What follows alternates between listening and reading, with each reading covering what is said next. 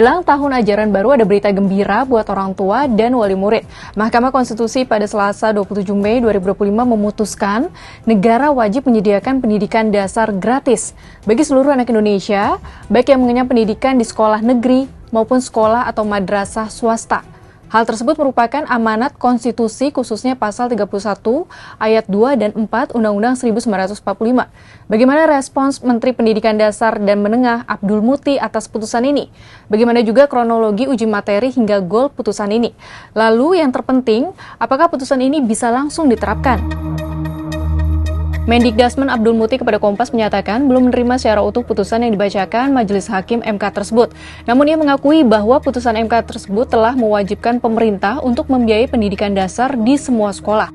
Akan tetapi pelaksanaannya disesuaikan dengan kemampuan fiskal pemerintah dan sekolah swasta tetap dapat memungut biaya pendidikan dari masyarakat meski ada bantuan pembiayaan dari pemerintah.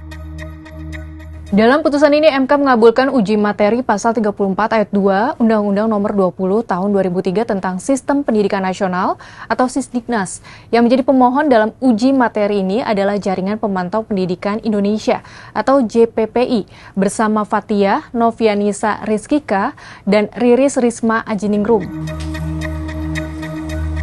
Koordinator Nasional JPPI Ubaid Matraji menyatakan putusan ini harus segera ditindaklanjuti pemerintah. Anggaran pendidikan 20% dari APBN dan APBD harus dialokasikan secara adil untuk pendidikan dasar negeri dan swasta.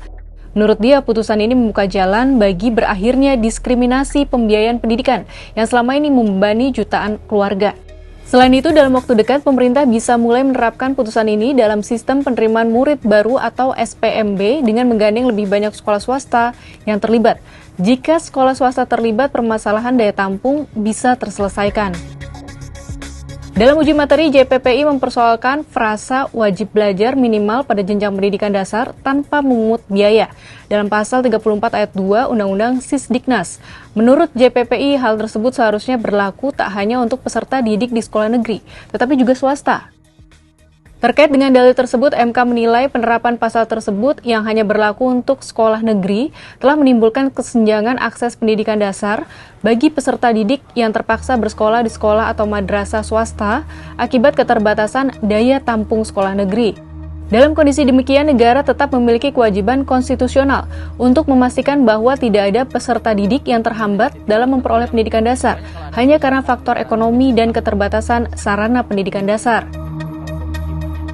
MK juga menegaskan jika salah satu aspek krusial dalam implementasi ketentuan tersebut adalah negara harus memastikan anggaran pendidikan dialokasikan secara efektif, adil, bertahap, sesuai dengan kondisi kemampuan ekonomi negara. Meski pengalokasian anggaran pendidikan diatur oleh kebijakan pemerintah pusat dan DPR atau DPRD melalui mekanisme penyusunan APBN dan APBD, MK mendorong adanya pergeseran paradigma fokus anggaran pendidikan dasar negeri dan swasta. Pada tahun ajaran 2023-2024, sekolah negeri jenjang SD hanya mampu menampung 970.145 siswa, sedangkan sekolah swasta 173.265 siswa. Sementara pada jenjang SMP, sekolah negeri tercatat menampung 245.977 siswa, sedangkan sekolah swasta 104.525 siswa.